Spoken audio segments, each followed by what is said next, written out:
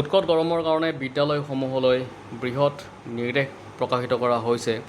আমি গোটেইখিনি কথা ইয়াতে চাবলৈ চেষ্টা কৰিম। আপোনালোকে ইয়াতে দেখিবলৈ পাইছে 6টা নিৰ্দেশনা, আৰু এই নিৰ্দেশনাখিনি কি কি আমি গোটেইখিনি কথা ইণ্টাৰপ্ৰিট কৰিবলৈ চেষ্টা কৰিম এইটো ভিডিঅ'ৰ জৰিয়তে।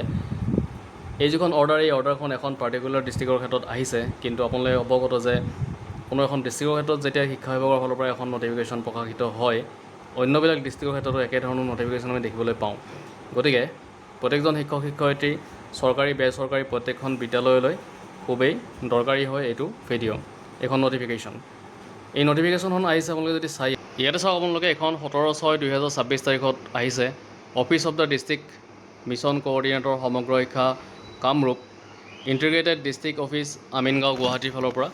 আৰু এইখন পঠিয়াই দিছে inspector of school cum district elementary education officer কাম ডিষ্ট্ৰিক্ট মিছন কোঅৰ্ডিনেটৰ সমগ্ৰ শিক্ষা কামৰূপ আমিনগাঁও। আৰু এইখন পঠিয়াই দিয়া হৈছে the heads of institution government, provincialise, private. তো প্ৰত্যেকখন গভৰ্ণমেণ্ট বা প্ৰভিঞ্চিয়েলাইজ বা প্ৰাইভেট স্কুললৈকে পঠিয়াই দিছে কামৰূপ ডিষ্ট্ৰিক্ট অসমৰ। ছাবজেক্টটো চাওক ইয়াতে চাওক বিষয়টো গ্ৰীষ্মকালত বিদ্যালয়ৰ ইউনিফৰ্মৰ নিয়মত ঋতুভিত্তিক শিথিলতাৰ কথা ইয়াতে উল্লেখ কৰা হৈছে।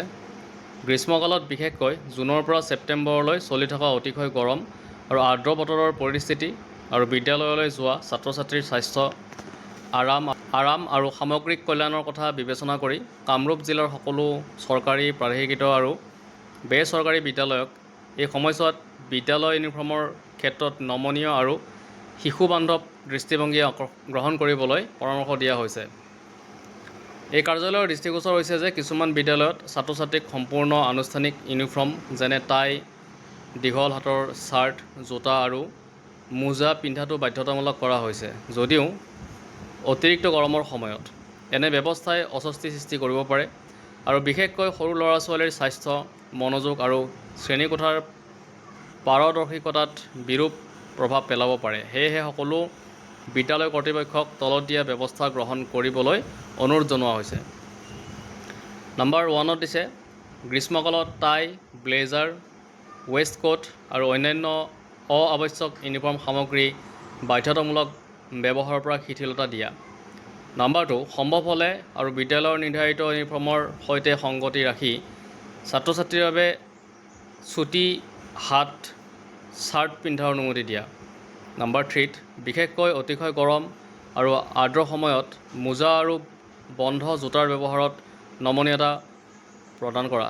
নম্বৰ 4, বৰ্তমানৰ জলবায়ুৰ উপযোগী পাতল, বায়ু চলাচলযোগ্য আৰু আৰামদায়ক কাপোৰ ব্যৱহাৰ কৰিবলৈ উৎসাহিত কৰা। আৰু নম্বৰ 5ত দিছে শ্ৰেণীকোঠা আৰু বিদ্যালয় চৌহদত নিৰাপদ খোৱা পানী আৰু উপযুক্ত বায়ু চলাচলৰ সুবিধা নিশ্চিত কৰা। আৰু নম্বৰ 6, শেষৰটো দিছে শিক্ষক আৰু বিদ্যালয় কৰ্তৃপক্ষক কঠোৰ ইউনিফৰ্ম নিয়ম পালন কৰাতকৈ শিশুসকলৰ স্বাস্থ্য, সুৰক্ষা আৰু আৰামক অগ্ৰাধিকাৰ দিবলৈ সচেতন কৰা।